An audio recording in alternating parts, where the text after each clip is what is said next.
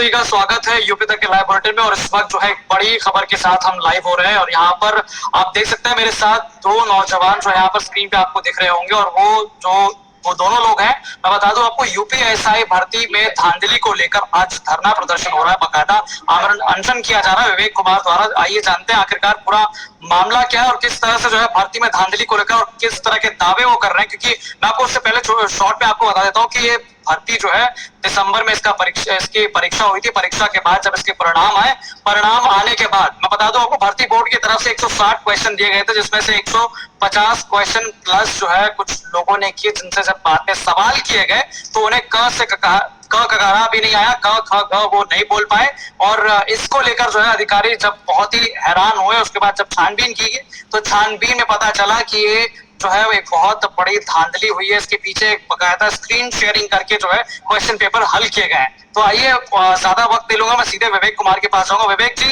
क्या वहां पर मौजूदा हालात है इस समय, किन मांगों को लेकर आप बैठे हुए हैं? देखिए, आपने गौरव जी जैसे ब्रीफ किया है कि यूपीएसआई की भर्ती आई थी 9534, जो कि उत्तर प्रदेश में लगभग 5 साल बाद आई थी। इससे पहले एक भर्ती आई थी 2016 में, उसके 5 साल बाद 2021 में इसके फॉर्म भरे गए और इसका 12 नवंबर से 2 दिसंबर तक 54 शिफ्ट में इसका कंप्यूटर बेस्ड पेपर हुआ। 160 प्रश्न पूछे गए। तो जब इसकी आंसर की आती है, मतलब 2 दिसंबर से 8-10 दिन के अंदर इसकी आंसर की आती है और आंसर की में पता चलता है कि लगभग ऐसे बहुत बच्चे हैं जिनके 150 प्लस मतलब उन्होंने स्कोर किया, जबकि पेपर का जो लेवल था उसको देख के इतना स्कोर बहुत ही मतलब मुश्किल हालात थे, ऐसा नहीं हो सकता था। फिर सबने अपने अपने स्तर से जांच की। हम लोगों ने ट्विटर अभियान चलाया, बोर्ड से कहा कि आप लोग इसकी जांच कीजिए कि ये इस तरह से मार्क्स कैसे आए। तो उसमें भर्ती बोर्ड का 15 दिसंबर की बात है, भर्ती बोर्ड का एक स्पष्टीकरण आता है कि ये सब भ्रामक है और ऐसा कुछ भी नहीं हुआ है। और फिर ये बात चली जाती है 4-5 महीने के लिए और अभी इसका अप्रैल में रिजल्ट आता है और पता चलता है कि इन्होंने 36,000 कुछ बच्चे डीवीपीएचडी डॉक्यूमेंट वेरिफिकेशन और फिजिकल स्टैंडर्ड टेस्ट नाप तोल के लिए इन्होंने क्वालिफाई किए, जिनमें मतलब अधिक से अधिक वही बच्चे थे जिन्होंने इतना स्कोर किया। अब क्वेश्चन ये था कि उन्होंने स्कोर कैसे किया है। तो पता चला कि अब जब अपनी स्तर से जांच करके सब बच्चों ने ऐसा पता लगा के, तो जो कंप्यूटर शेयरिंग होती है, हैकिंग होती है, जैसे आप कह सकते हो कि जो ये टीम व्यूअर या अलग अलग सॉफ्टवेयर होते हैं, उनके जरिए जो स्क्रीन बाहर हैक हो जाती है, उसके द्वारा किसी और ने उनके पेपर सॉल्व किए।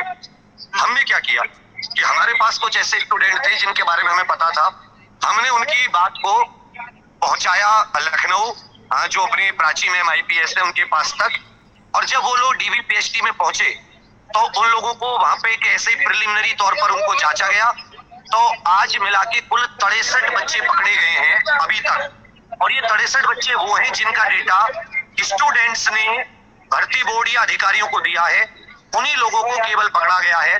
जबकि ना तो सेंटर हेड जिनकी FIR में नाम है, ना ही इस भर्ती की पूर्ण रूप से, क्योंकि देखिए आप इतने दिनों से गौरव जी पत्रकारिता में होंगे, आपके सामने ऐसे बहुत कम वाकया होंगे जब 63 की संख्या में नकलची पकड़े गए हैं। तो इसे आप मास चीटिंग कह सकते हैं। और आप जानते हैं कि मास चीटिंग हुई है तो बोर्ड को SIT जांच कराने में क्या आपत्ति है। हमें पूरा शक है कि भर्ती बोर्ड इसमें शामिल है। हमारी एक मांग है, आप SIT जांच करा लो और जितने ये लोग चोरी से नकल करके गए हैं उन सबको गिरफ्तार करके जेल भेजो और दोबारा से जो मेरिट है उसे लगाओ, जिससे कि जो मेहनती बच्चा 5 साल वेट करके मेहनत करके आज यहाँ पे पहुंचा है उसको न्याय मिल सके और जो भ्रष्टाचारी वो ऐसा ही बनने से रुक सके। बिल्कुल विवेक, यहाँ पर मेरा एक और सवाल है कि जिस तरह से ये भर्ती एक तो वैसे बहुत दिनों बाद, बहुत साल बाद आई, मतलब एक तरह से मुझे याद है कि इसमें एज रिलैक्सेशन को लेकर भी काफी ज्यादा डिमांड उठी थी और लोगों ने अपनी उम्र को लेकर भी जो है इसमें दावा ठोका था। उसके बाद जो है यूपी तक ने भी उसको कवर किया था और उस मुद्दे को उठाया था ताकि जो है मुद्दा सामने आ सके और उसको जो है दोबारा रीचेंज किया जाए। और अब जो है चेंज करने के बाद अब सोचे कि इतनी मेहनत, इतना परिश्रम करने के बाद लोगों ने वेट किया और एग्जाम जब निकला, एग्जाम जब दिया गया तो इस तरह की धांधली जो है वो पकड़ी जाती है। आप क्या कहेंगे इस पूरे सिस्टम को देख के? सर, ये भर्ती बोर्ड का, मैं तो कहूंगा भर्ती बोर्ड की नाकामी है। उस पे जिम्मेदारी थी ये काम हो, जब उसने आंसर की निकाली उस आंसर की के समय पर ही वो मतलब इसको जांच कर सकता था कि कौन बच्चे। लेकिन सोचिए, उसने पास कर दिया और डीवीपीएचडी में हम जब सबूत दे रहे हैं तब जाके उन्हें पकड़ रहा अपनी किरकिरी से बचने के लिए। तो आप ऐसा समझिए कि इसमें भर्ती बोर्ड पूरी तरह शामिल है, भर्ती बोर्ड के अधिकारी शामिल है, कंपनी के साथ मिलीभगत करके कंपनी के मालिक, कंपनी के जो क्लस्टर हेड होते हैं, सेंटर हेड होते हैं, उनके साथ मिलकर इन्होंने पैसे लेकर बच्चों की चोरी कराई है। 15 लाख 20 लाख, और ये बच्चों ने कबूला भी है। जो FIR हुई है, हम आपको उनकी कॉपी देंगे। उन FIR में पूरा यही था कि उन्होंने जैसे जी बिल्कुल यार, यहाँ पर एक काम करते हैं, हम प्राची सिंह को सुन लेते हैं एक बार। प्राची सिंह ने पूरे मामले को लेकर क्या कुछ कहा है। कुल मिला के क्या टोटल कितने लोग फ्रॉडस्टर्स इसमें आइडेंटिफाई हुए, लखनऊ से कितने लोग गिरफ्तार हुए, क्या कार्रवाई? ये 12 नवंबर 2021 से लेकर 2 दिसंबर 2021 तक उत्तर प्रदेश सीधी भर्ती की परीक्षा हुई थी अलग अलग सेंटर्स में। उसके बाद इसमें कुल मिला के 36,170 लोग सेलेक्ट हुए थे जिनका DVPST होना था। पूरे उत्तर प्रदेश में 8 जिलों में DVPST हुआ है। हमारे यहाँ लखनऊ में रिजर्व पुलिस लाइन में DVPST स्टार्ट हुआ था। अभी तक जो सारे फिगर्स हैं उसमें टोटल लखनऊ से 44 लोगों की अरेस्टिंग हुई है, 44 लोगों की। और अभी मेरे पास जो टोटल फिगर रखा है वो यूपी का, वो 57 लोगों का है। हमारे लखनऊ से अकेले 44 लोगों की अरेस्टिंग हुई है, जिसमें 6 FIR दर्ज हुई हैं। ये लोग किस तरीके से पकड़ में आए, क्या ऐसा हुआ जिसकी वजह से भर्ती बोर्ड और आप लोगों की इस पे शक रही? इसमें जो भर्ती बोर्ड बैठा हुआ था DVPST में, उन लोग ने ये देखा कि टोटल 160 क्वेश्चंस थे। उन 160 क्वेश्चंस में ज़्यादातर नज़र उन लोग के ऊपर पड़ी जिनके 150 के ऊपर के क्वेश्चन सही थे। उन लोग को जब शॉर्टलिस्ट किया गया तो उनका एक कैंडिडेट रिस्पांस लॉग होता है, हर एग्जाम में वो रिकॉर्ड होता है कि कितने मिनट में, कितने सेकंड में उस अभ्यर्थी ने जो है अपना क्वेश्चन सॉल्व किया है। तो जब उस कैंडिडेट रिस्पांस लॉग को चेक किया गया तो ये पता लगा कि ये ऐसे कैंडिडेट्स हैं जो स्टार्टिंग में तो बैठे रहे, उन्होंने उनका कोई एक्टिविटी नहीं दिखाई दिया, लेकिन अगले 10 मिनट या 15 मिनट में उन्होंने 100 के ऊपर क्वेश्चन हल कर दिया और वो सारे सही निकले। फिर जब उनसे कुछ जनरल पूछताछ की गई तो ये कंडीशन थी कि वो कहाँ से ज्ञात तक नहीं भी बता पाए, और छोटे छोटे जो स्पेलिंग होते हैं वो भी उनको, जो एक नॉर्मल कैंडिडेट को जो एक जनरल नॉलेज होनी चाहिए वो भी उनके पास नहीं थी। तो इस आधार पे उनको जो है उनके खिलाफ FIR दर्ज की गई। क्या ये सॉल्वर बैठा करके ये किया गया, और ये क्या जो एग्जामिनेशन सेंटर्स थे वो कॉम्प्रोमाइज थे, और आगे क्या था? जिन इंस्टीट्यूट्स में ये परीक्षा हुई है वहाँ कोई सॉल्वर नहीं बैठा था, जहाँ पे की वजह से कैंडिडेट के साथ कोई सॉल्वर नहीं था। लेकिन जब तक उस इंस्टीट्यूट का व्यवस्थापक, प्रबंधक या वहाँ का जो भी मैनेजमेंट हो, उनके इन्वॉल्वमेंट के बिना ये होना नामुमकिन है अभी तक, जहाँ तक हम लोग को पता लगा है। बाकी तो विवेचना का विषय है। तो वहाँ का जो प्रबंधक है, व्यवस्थापक है, उनके ऊपर भी कार्रवाई की जाएगी कि किस प्रकार से उन्होंने कंप्यूटर को हैक करवाया या जो भी चीज़ें की जिसकी वजह से ये सारी चीज़ें हुई। ये कैसे हुआ कि मतलब जिस आदमी को एक बेसिक नॉलेज नहीं है, वो इतनी जल्दी कैसे, कौन उसको ट्वीट कर रहा था, कौन कैसे क्या? नहीं, उसको कोई ट्वीट नहीं कर रहा था। बेसिकली इसमें होता क्या है, जो अभी तक मुझे जो जानकारी मिली है, इसमें होता ये है कि आपका जो स्क्रीन होता है वो शेयर्ड होता है। आपकी स्क्रीन शेयर्ड होगी, उसमें 2-3 सॉल्वर बैठे होंगे जो अलग अलग एक्सपर्ट होंगे अलग अलग सब्जेक्ट्स के। वो वहाँ सॉल्व करेंगे क्वेश्चन, वो आपकी खुद की स्क्रीन में वो सॉल्व हो जाएगा अपने आप। तो ये तभी हो सकता है जब वहाँ का इंस्टीट्यूट मिला जुला हो, बिना उनके सांठ गांठ किए नहीं पॉसिबल है। क्या अभी एग्जामिनेशन सेंटर्स के लोग गिरफ्तार हुए हैं और होंगे? अभी कुछ के नाम इसमें खुले हैं कई FIRs में, कुछ के अभी वास्तवा में है। तो यहाँ आपने सुना कि किस तरह से प्राची सिंह जो है पूरा एक्सप्लेन कर रही है मामले को, और वाकई विवेक जी बहुत हैरानी की बात है। मतलब मैं तो बिल्कुल हैरान हो जाता हूँ जब इस तरह के मामले सामने आते हैं और पता चलता है कि इतने बड़ी परीक्षा, मतलब एक अधिकारी की परीक्षा है ये, UPSI सब इंस्पेक्टर है, बाकायदा आगे चल के थाना अध्यक्ष होने वाले हैं ये, और उन परीक्षाओं के लिए जो है ये जो इस तरह की नकल की जाती है, जिन बंदों को ये सब बिल्कुल नहीं आता, उनसे अगर सवाल पूछ दिया जाए बेसिक सवाल, तो बेसिक सवाल नहीं आ पा रहा है उनको, और वो जो है कल को अधिकारी बनकर बैठेंगे, क्या ही न्याय करेंगे समाज का। विवेक जी सर, यही तो आज जो बैठे ना, आज सर 2 बहुत बड़े मकसद हैं। एक तो जो गरीब विद्यार्थी है जिसने 5 साल वेट किया है, जिसने अपने माँ बाप ने, सर आपको पता है कि हमारे यहाँ पे जो गांव देहात के माता पिता अपने गहने जमीन गिरवी रख के उनको पैसे देते, बच्चा तो पढ़।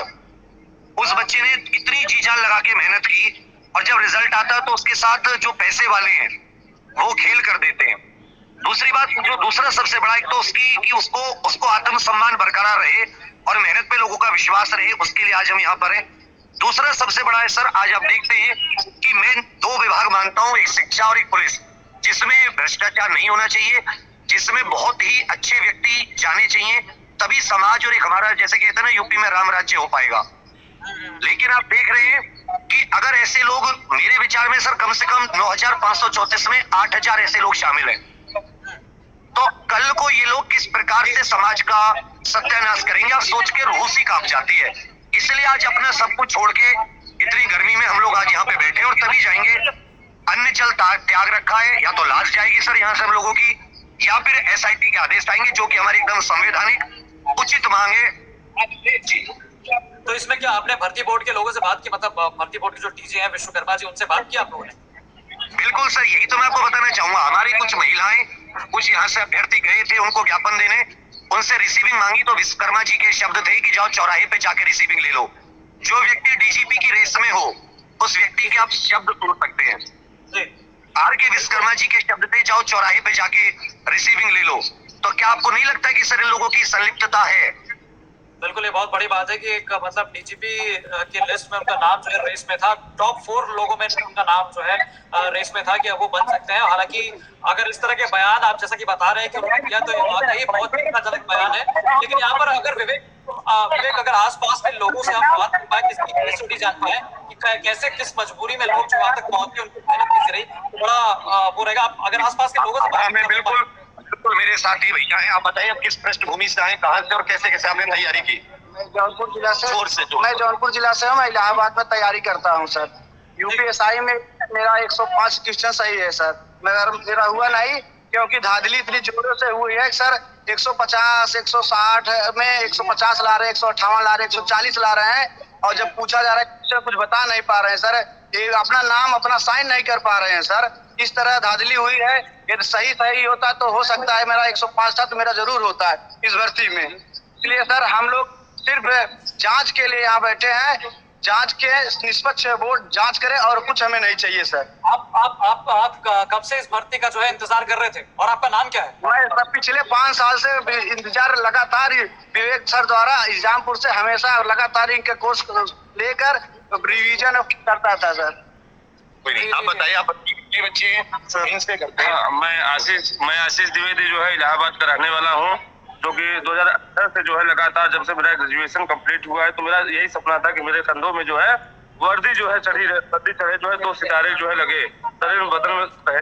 लेकिन इन लोगों ने जो है इतना ज्यादा जो है स्कैम करके हमारे सपनों को जो है पानी में मिला दिया है। जो है मुझे नहीं लग रहा है कि हम लोग आगे को कुछ करने के प्रयास में रहेंगे। तो आगे आप मुझे बताइए, इस भर्ती के लिए कितना आपने इंतजार किया, कब से इसकी तैयारी में बैठे थे? मैं पिछले 3 साल जब से मेरा ग्रेजुएशन 2017 में कंप्लीट हुआ है, उसके बाद से मैं लगातार इस भर्ती की ही तैयारी कर रहा था। और मैं बता दूं कि मेरे 122 सवाल सही भी है, उसके बाद भी मेरा नहीं हुआ। 46 क्वेश्चन का लोगों ने जो है गलत माना है। अब ये बताइए कि 46 क्वेश्चन इन्होंने जो गलत माना है, जो मेरी शिफ्ट थी 13 की 3rd शिफ्ट, उसमें मुझे याद है अच्छी तरह से कि मेरे 4 क्वेश्चन इन्होंने गलत माना है। अब क्या 4 कितने आए आपके नंबर कितने हैं? नंबर तो बता ही नहीं रहे ना कि नंबर कितने हैं। ये तो आंसर की मुझे पता चला था कि मेरे जो है 122 सही है, उसके बाद तो मुझे पता ही नहीं है कि मेरे 100 है या मेरे 95 है, मेरे है ही नहीं है को नंबर। 100 जी मुझे लगता है कि इंटरनेट कनेक्शन का कुछ इशू है, जिसकी वजह से वो हमसे डिस्कनेक्ट हो गए। हम दोबारा जुड़ने की कोशिश करेंगे विवेक से। विवेक अगर हमारे साथ जुड़ते तो और अच्छा लगेगा। इस वक्त जो है दीपक भी हमारे साथ जुड़े। दीपक, आवाज आ रही है आपको? हाँ, आवाज आ रही है। सबसे पहले तो मैं ये बात बोलना चाहता हूँ कि जो ये कंपनी है, यहाँ पे इतनी धूप में दोपहर में सारे के सारे बच्चे आए हैं, पूरे प्रदेश के बच्चे हैं। और ये जो कंपनी है केवल उत्तर प्रदेश में इसने काम नहीं किया है, मध्य प्रदेश में इसके बारे में जब घोटाले के बारे में जांच हुई थी तो इनके अधिकारियों की संलिप्तता पाई गई थी। उन्होंने एक दिन पहले वो उसको डाउनलोड किया था, और जब जांच हुई थी तब ये पता चला था कि इन्होंने ये बोला था कि हम टेस्ट करने के लिए वो पेपर डाउनलोड कर रहे हैं। इनके ऊपर कृषि विभाग का वो विभाग था मध्य प्रदेश सरकार का, वहां पे ये बैन हुई। उसके बाद से उत्तराखंड में एक भर्ती थी वन रक्षक की, वहां पे ये बैन हुई। इस इतनी दागी कंपनी का जिसको 3 करोड़ का मतलब सैंक्शन लगा हुआ है, और ये सारी ऑन रिकॉर्ड बातें हैं, हर नेट के हर जगह पे आपको मिल जाएंगी। और सबसे बड़ी बात ये है कि ऑनलाइन पेपर में कोई ये ऑफलाइन पेपर नहीं है कि कोई पेपर कोई लेके बाहर से दे देगा। जब तक उस सेंटर के सेंटर हेड और इस कंपनी के किसी कर्मचारी की मिली भगत नहीं होगी, तब तक ये पेपर आउट नहीं हो सकता, क्योंकि ये ऑनलाइन पेपर है। तो सोचने वाली बात ये है कि ऐसे जितने भी लोग हैं जो इस काम में लिप्त हैं, वो कब पकड़े जाएंगे, उनके ऊपर कब FIR होगी, और जितने अधिकारी हैं वो कब पकड़े जाएंगे। और एक चीज और बता देते हैं, एक बात और मैं बोलना चाहता हूं कि उत्तर प्रदेश पुलिस भर्ती, दरोगा भर्ती केवल ये एक जॉब का मसला नहीं है।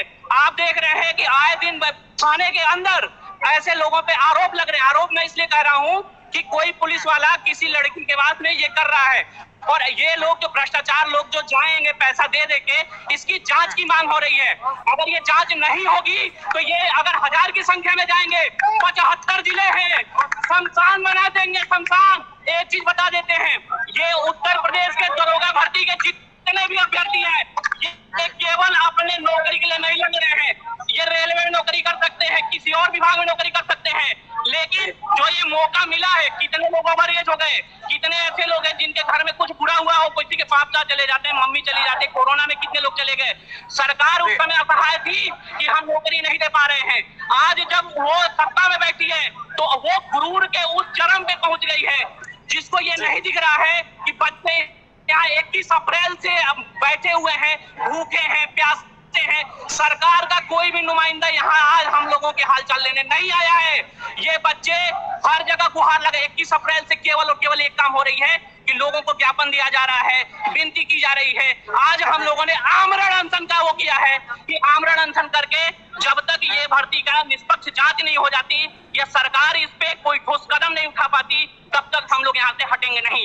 इको गार्डन आपको पता है कि हाई कोर्ट ने एक स्थल दे दिया है, जबकि यहाँ पे वहीं पे हम लोग प्रांगण में काफी टाइम से लगे हुए हैं, और यहाँ पे हर जगह से हम लोग को आइसोलेट किया गया एक तरीके से। मतलब चाहे मीडिया हो या बाकी हो, सबसे पहले तो आपका धन्यवाद है, आज तक का धन्यवाद है जिन्होंने हम लोगों को मंच दिया। गौरव भाई आपका धन्यवाद है, जितने भी चैनल के जितने भी हैं सर, आप सभी लोगों का धन्यवाद है। और इस भर्ती की निष्पक्ष जांच होनी चाहिए। मैं आप सब लोगों को हाथ जोड़ के विनती करता हूं कि जितने भी छात्र हैं, केवल आप उस चीज से ना देखें। इस दरोगा भर्ती में अगर 1000 लोग जाएंगे, और ये जो पकड़े गए हैं वो कौन पकड़े गए हैं? जिनके नंबर 150 से ऊपर हैं। और ये कब पकड़े गए हैं? जब फेसबुक, व्हाट्सएप हर जगह इनके बारे में चर्चा की गई कि ये जितने भी हैं सब जगह, तब ये पकड़े गए हैं। और मैं एक बात कह रहा हूँ कि जो कंप्यूटर का लॉग होता है, मैं टेक्निकल बैकग्राउंड से भी हूँ, जब कोई भी आता है तो उसके बारे में ये बताया जाता है कि किसने उसमें एक्सेस किया, क्या हुआ, तो उस लॉग को देखा जाए, जिनके आधार पे कुछ लोग पकड़े गए हैं। गौरव बिल्कुल दीपक, मुझे अगर आप दिखा सके आसपास लोग, आसपास भीड़ जरा दिखाइए मुझे, किस तरह कितने लोग जो है वहां पर मौजूद है इस वक्त।